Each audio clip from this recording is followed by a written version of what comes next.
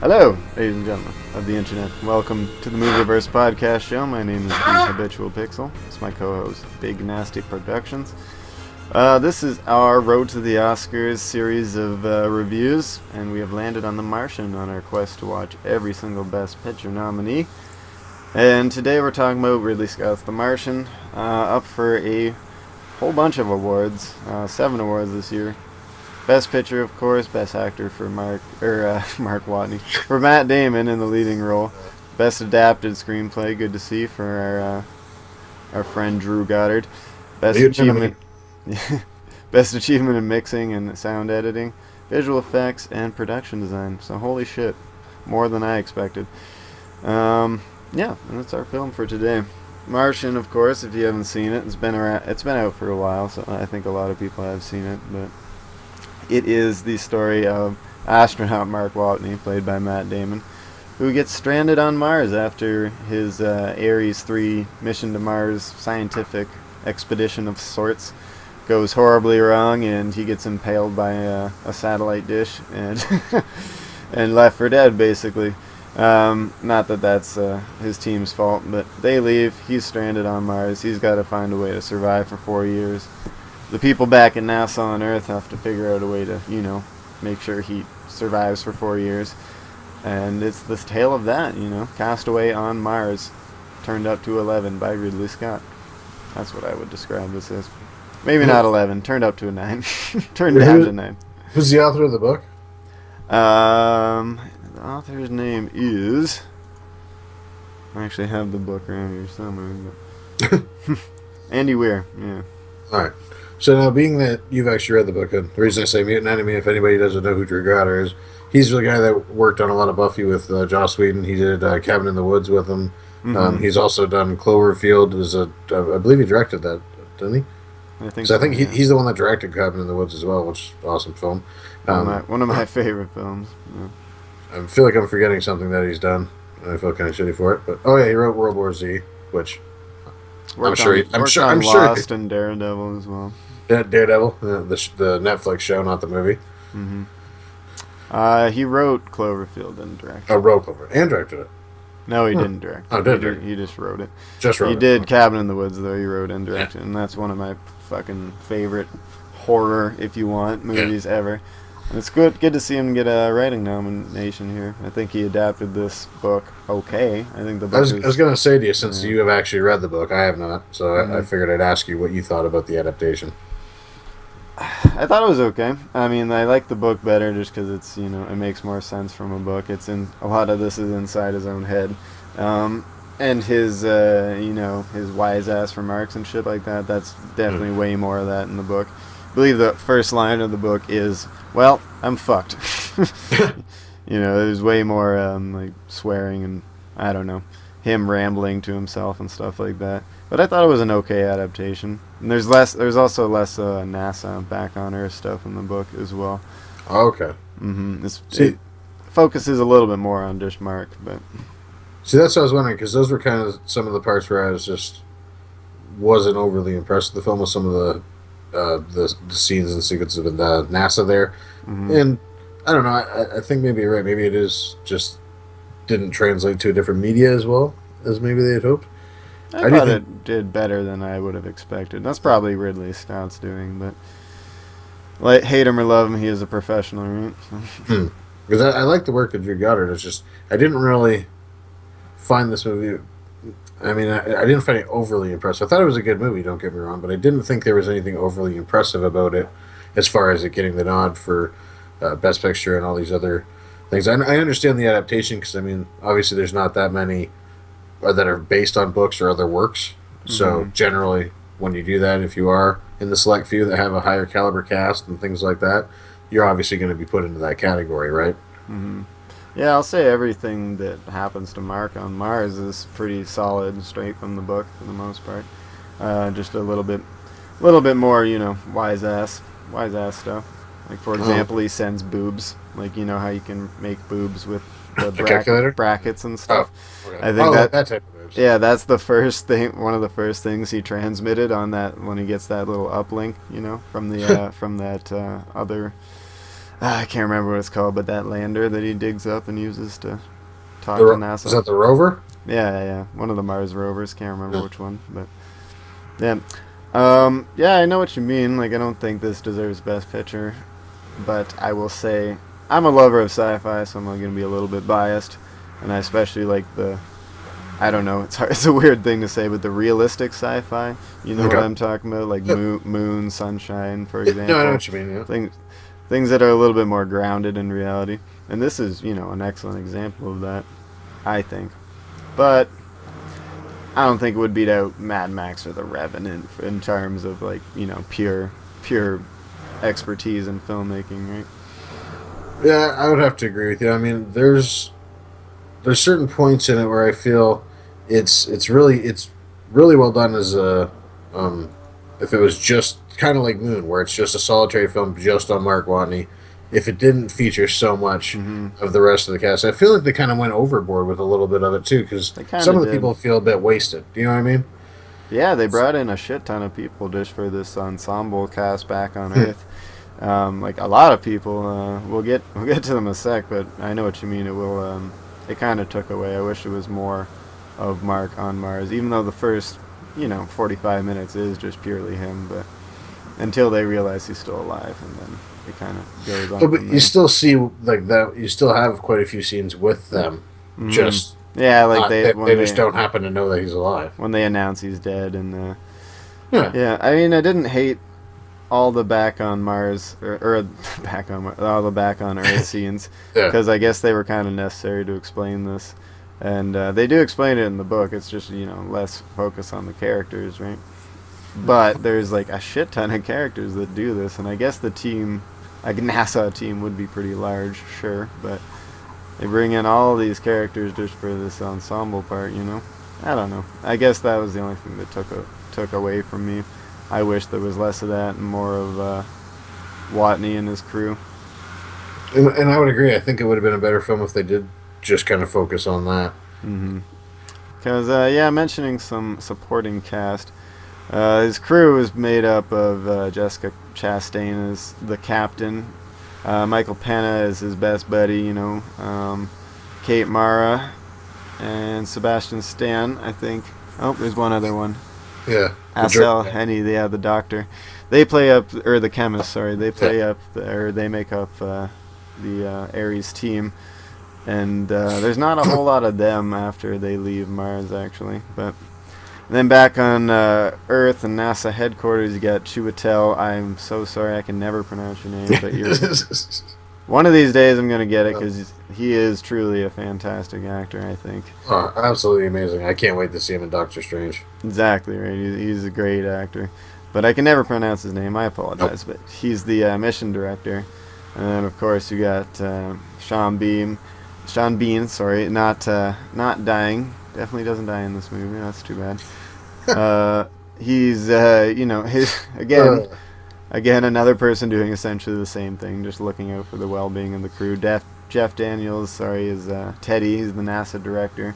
The kind of cold ass who's more about the numbers than, necessarily getting Mark home at first, anyways. He's also playing his same character from the newsroom. Leaps and bounds above Dumb and Dumber, but he's just kind of playing himself, right? Yeah. Kind of, sort of. And then, there's even more, right? They bring in Donald Glover. They've got Benedict Wong as the director of the JPL team. Christian Wiig is the PR person. Like, that was a shit ton of people. I didn't hate her performance. No, but it's just odd. She's kind of just there. She was there kind of just to deliver that line where he's like, uh-oh, Mark Watney ain't dead. Sorry, our bad. Love NASA, or whatever she says. Yeah, like there is some definite humor that she brought to her scene, but I know what you mean. A damn lot of people. It just seems overcrowded, considering the fact. And I haven't read the book. I mean, so I really can't judge based on the adaptation of it. But I would have figured that it was more so just focused around Mark Watney and his attempts to survive, as opposed to their attempts to save him. Do you know what I mean? Yeah, and it is. Okay. And a lot of the stuff where he they're coming to save him is told through, you know, Mark's perspective as well, right? Oh, okay. Mm-hmm. Once he establishes that uplink, eventually. I don't know. I still like this film a lot, but I know what you mean. I wish it was less people, more Mark Watney on Mars. You know what I'm saying? Because the thing about it is, it feels like it doesn't need it. I feel like, because I honestly don't think that this should have been nominated for Best Picture. Not saying that it's bad. I just don't think it should have been nominated. But Maybe I they feel were it running would have out of been stuff to nominate. I don't know. I feel like it would have been more. It would have stood out more if it had been. I guess it would have been kind of a stranger piece if it was just more of a solitary piece with him. Like it just focused on a lot more on him. Mm-hmm. I feel like it would have. It would have to me stood out more as opposed to having just another ensemble cast. Basically, have it just be a movie where it's it's basically just. I don't know. It takes away from the performance of Matt Damon. I think just having so many other people in the background. When it really should be focused on him, considering it is called The Martian. I haven't read the book, but you say that is more so what it's like in the book. So yeah. I mean, well, he is the Martian. So I do feel like they could have done that a little bit better. I agree. I mean, I guess what I love the most is all the scenes where it's just basically Matt Damon on Mars by himself figuring shit out. I think they do that thing that's decently tricky to do, but make a bunch of scientific shit sound relatively. Simple to grasp and understand what he's doing. And of course, to do that, they have to have him more or less narrate by recording himself.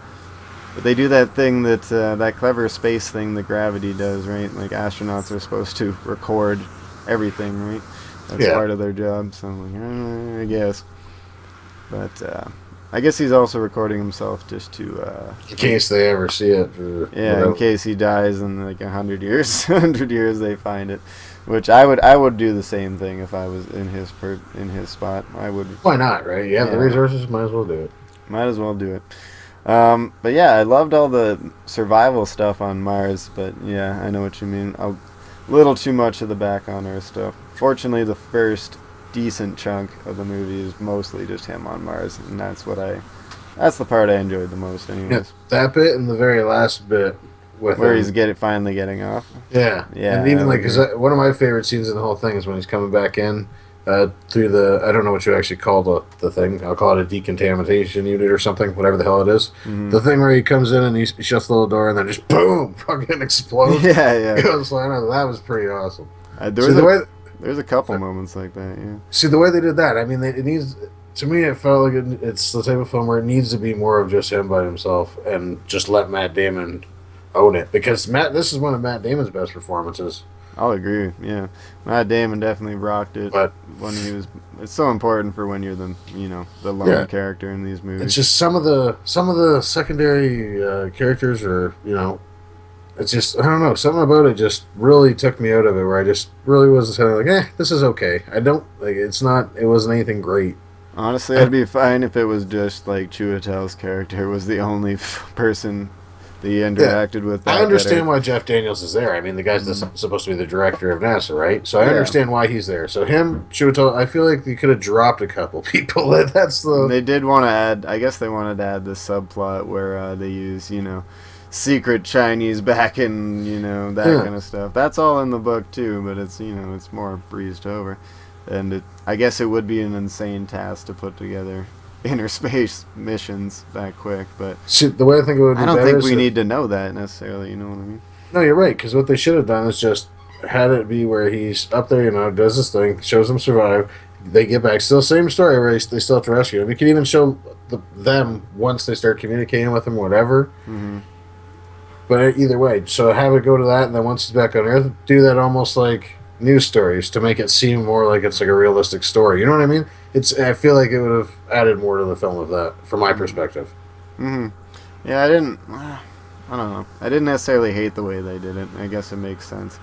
But I'm not trying to say I know how to do it. I'm just saying I think just focusing on him, something along those lines, but just focusing on him and having it be more about him than it could have. I would have preferred a straight up Moon style story, right?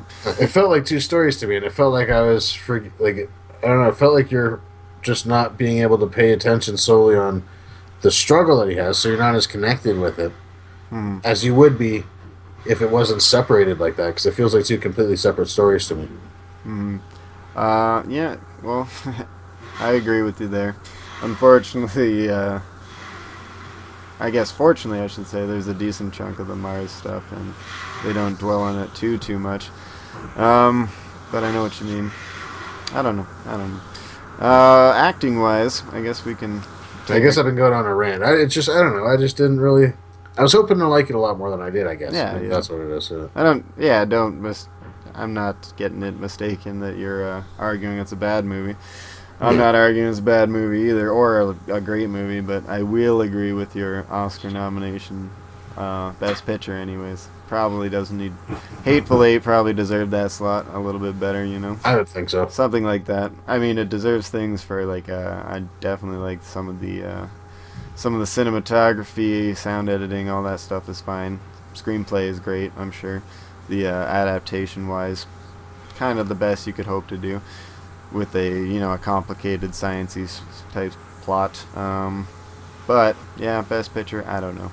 I actually think that Anomalisa, if that's how you say it, I think that deserves the slot, but I guess it for some reason doesn't qualify. But, I don't know. Animated pictures rarely get the best Oscar nom. That one should. Mm-hmm. I don't know if any have. Maybe first Toy Story probably did. I don't know. Anywho, I guess we should start with the man himself, Matt Damon. He carries most of this film by himself, and again needs to be rescued. This is a lot of films where this is the second film in a row where Matt Damon needed to be rescued from space. I've heard that that's a trend. There's a couple. Saving Private Ryan. Yep. I believe Green Zone, he needed to be rescued as well. Yeah. Interstellar, he was the guy through the black hole. Yeah. You know. Is there anything else? He's constantly being rescued, apparently. It costs a lot of money to rescue this guy. They should probably just leave him the next place he gets stranded, right? I would think so. I mean, is it really worth the money? No, I'm just kidding. No, he did a fantastic job in this. Bring Matt Damon back. We need him in more films. Yeah, I think I've always enjoyed Matt Damon. He's a decent actor. He makes some questionable choices now and again, but I think this is great. I think the parts he is in, he carried very well, and it is genuinely enjoyable to watch him, as he, in his own words, science the shit out of Mars, right? And I think he does a damn good job, and I love some of his dialogue, even just to himself. Fuck you, Mars.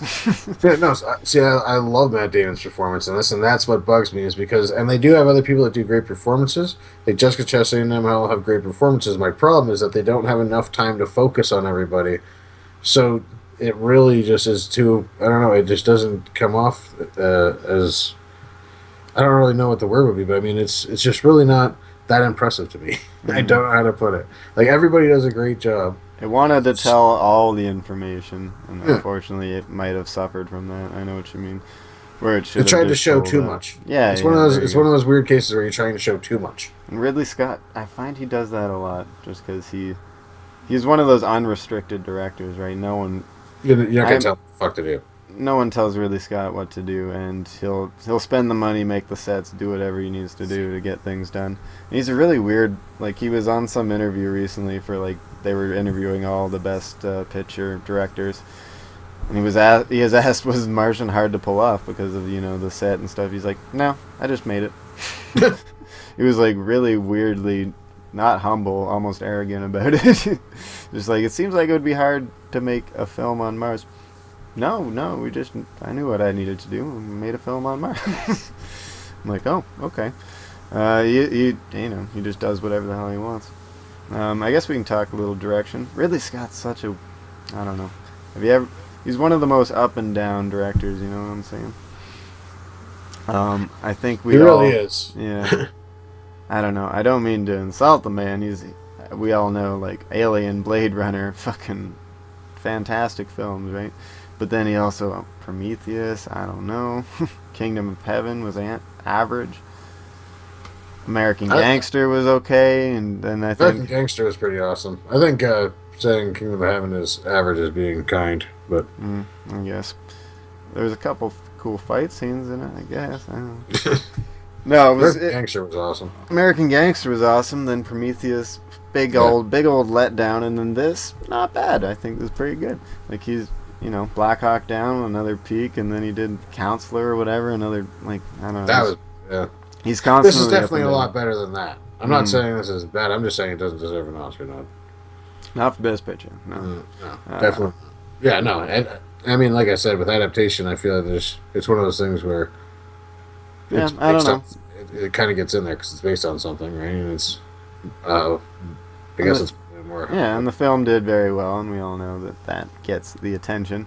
I do feel that Room is probably going to beat this for best adapted screenplay, but Probably should. I think it probably should.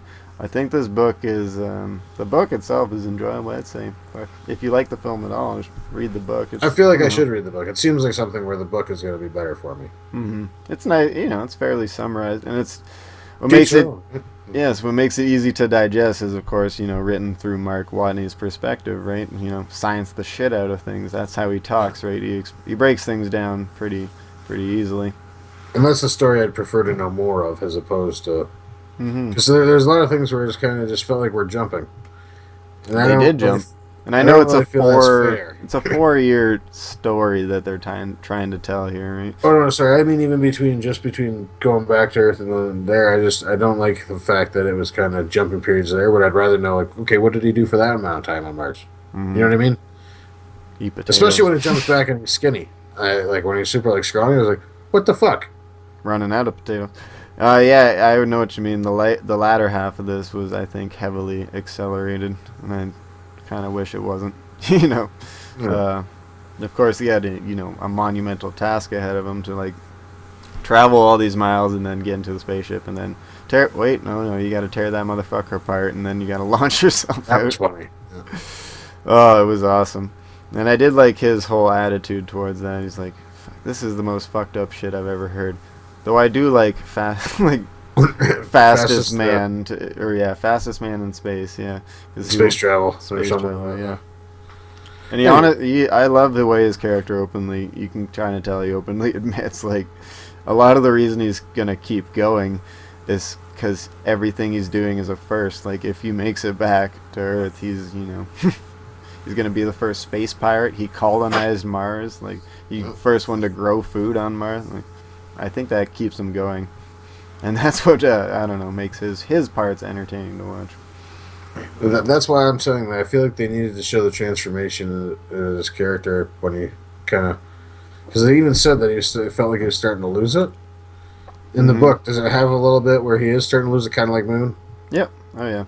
See, that to me is way more interesting than not too bad. Not too bad. No psychological seeing things breakdowns, but the part where the part blows off and he's got to duct tape his helmet and all that stuff. That's right after that he gets real depressed for a while. And they kind of show that in the film a little. I love that part where he just duct tapes the shit out of it. He looks so fucking worried when he's doing. Oh man, there is a bunch of tense moments like that where, hey, he's on Mars, right? This would be a fucked up circumstance, right? Yeah, see, that's what pisses me off, because that's the story I would want to see more of and see the transformation in the character of, as opposed to seeing Jeff Daniels' character running around trying to negotiate a deal with the Chinese. Yeah, You could have just told me that. I really didn't need to see that. I don't feel like it was crucial for me to have to know that any other way. I'd agree with you there. And I wouldn't have minded the odd scene of the crew of the, what's their ship called? The Endeavor, or the I can't remember. I wouldn't mind if a lot of that information came through the crew, right? That would have made more sense to me, because the crew is the one who decides to, and then I could see that making sense, because the crew is the one who decides to, alter course, force the hand, and you do the whole slingshot thing back to Earth. I think that all could have been taken care of through the crew. You're right, and directly focus back more on Mark Watney's survival. Yeah, whenever they were doing the editing, if they had to cut some of this and it was anything that was cut was Matt Damon alone on Mars, they should have been cutting the shit that's them back on Earth. Mm-hmm. I feel this could have been, re-edited to a straight up Castaway on Mars kind of. That's way more interesting to me. Mm-hmm.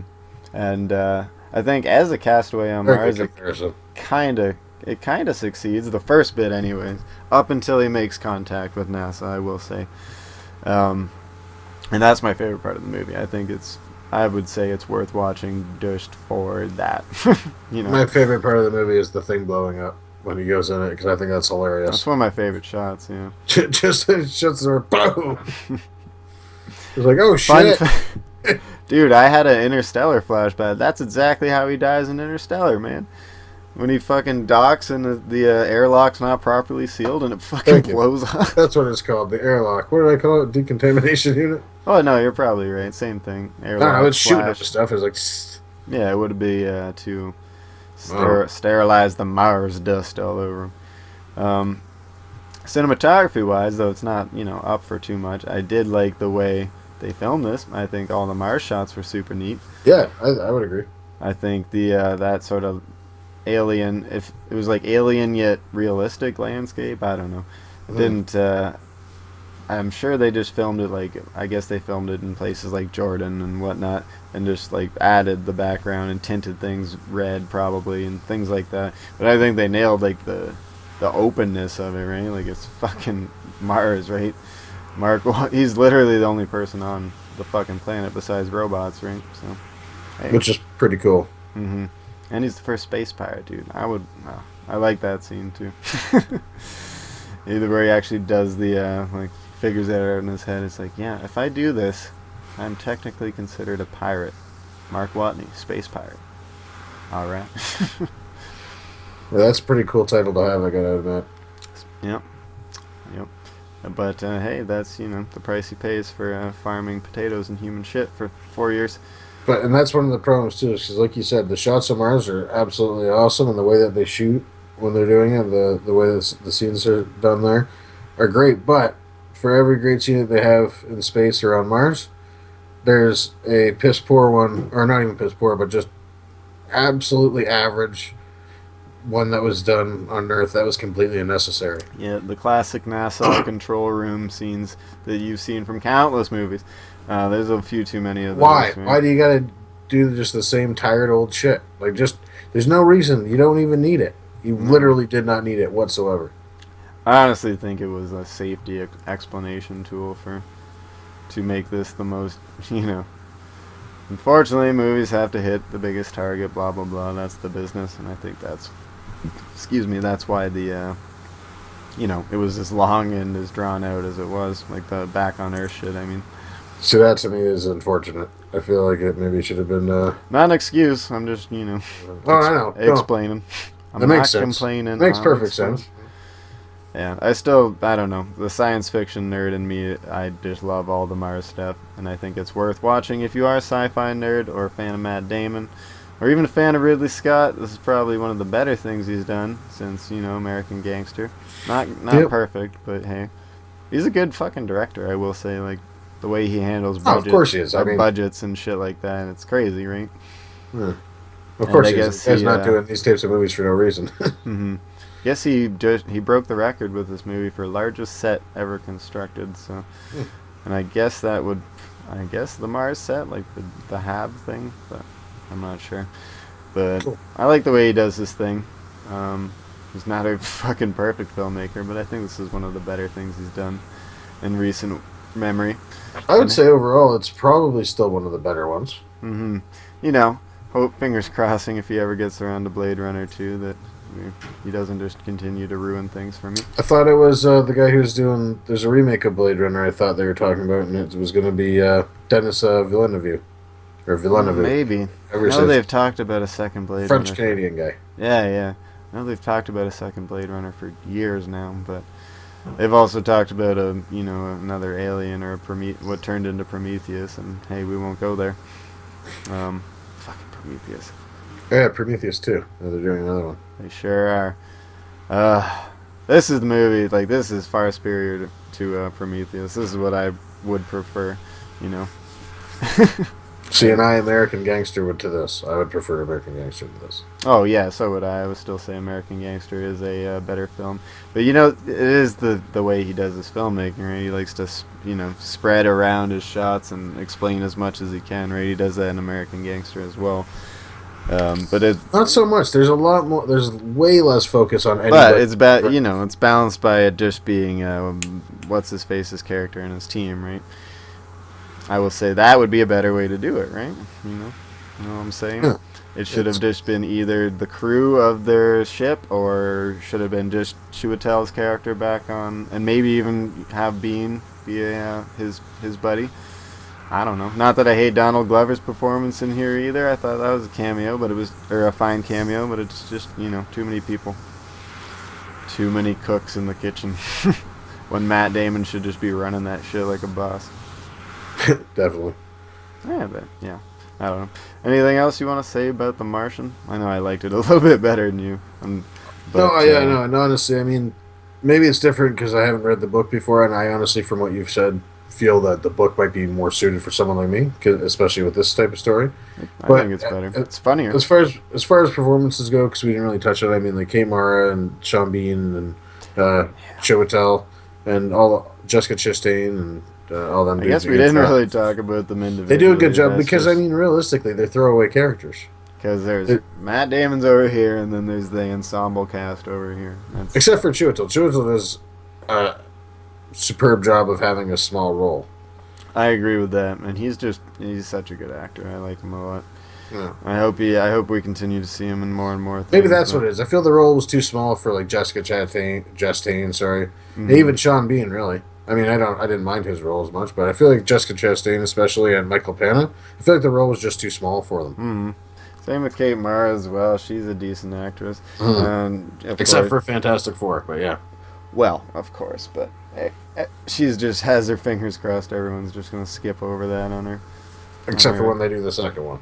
Yeah. No, they're not going to. I guarantee it. They can't. You can't make business decisions like that, Fox. You just can't. You're going to fucking bankrupt yourself. But yeah, like a decent actress in a throwaway role, right? Too much of that. Too much of that. I guess it's a movie. You want big names if you can help them. If you can help it, and $108 million budget will definitely assure that. And I understand that. I mean, clearly you're just trying to draw in as many people as possible. Hollywood. I don't feel like it's a film that needs that. The book was rather popular. Am I not mistaken? Yeah. It's a few years old. Sorry, am I mistaken? Yeah. It is pretty popular now again, but it was popular when it came out. Okay, that's what I thought. So 10 or 11 or something like that. I feel like you wouldn't have needed it, especially you have Matt Damon, and it would have seemed like a strange role for someone like Matt Damon if they did focus it solely on him or more so. Mm. I think it would have done better than it probably did. It probably just done really well, but I do think it would have done better, and I do think it would have been a better film. So I mean, overall, I do have a lot of issues with it. I did enjoy it when I watched it. It's definitely entertaining. I just have issues with rewatching it when I rewatched it and just kind of thinking about it. And some of the pieces that they seem to have chosen here, I just don't understand. I think it's an entertaining first watch.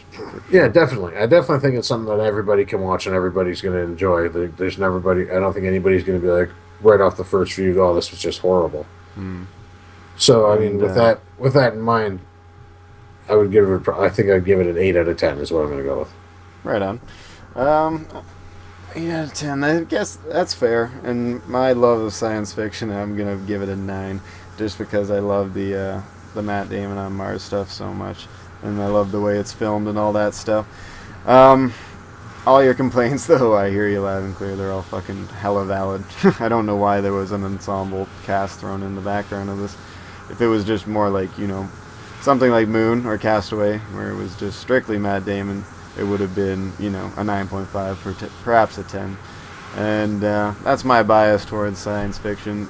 There's so much bad science fiction. I gotta enjoy the good science fiction when it comes along.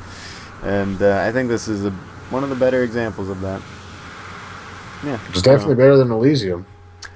Yes, unfortunately, it was better than Elysium. Neil Blomkamp is, I don't know.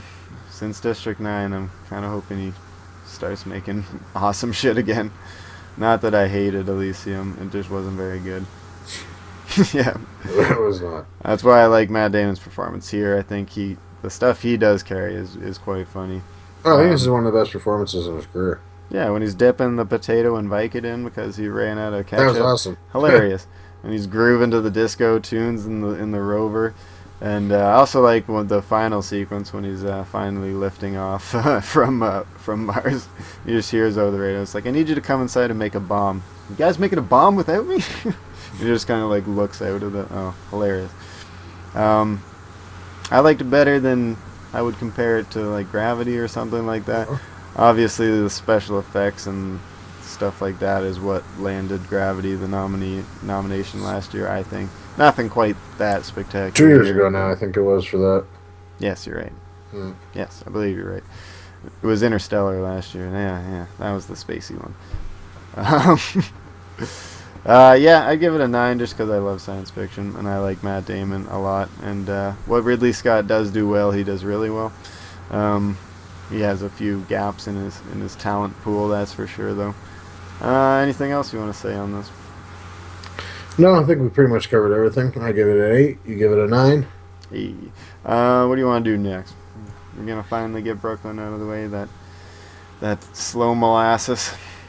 Yeah, I think we might have to try and get through that, and don't expect anything spectacular because that is a tough one. Hey, there's one of them every year where you're just scratching your head a little bit, but I think we're about halfway through our Oscar nominations now. What do we have left? Bridge of Spies, Revenant, Brooklyn, and perhaps we'll go back to Mad Max and talk about that. I think that's it, though. Yep, that was it. Yeah, so we're just over halfway, and definitely stay tuned for The Revenant and our, of course, going back to Mad Max. Is it still as good a year later? Fun fact. Yes, it is. Yes, very much so. Very much so. Though, I would like to see it on a big screen again. It'd be super if they just re-released that for no reason other than to make more money. 100%, it's the most rewatchable film on this entire list of Best Picture nominees. Yes, absolutely. The action in Mad Max. That's a fucking fact. Oh yeah, and we'll get to all that George Miller fanboying soon. All right, yeah. Links to all of our work in the description down below. Thank you for tuning into our Martian review, and we'll catch you soon for Brooklyn. It's going to be a slower review, but hey, doesn't mean you shouldn't watch it. My name has been the Habitual Pixel, co-host Big Nasty Productions, and we'll see you next time. Molasses. Slow, right? Yeah, no, that's a good analogy. I like it.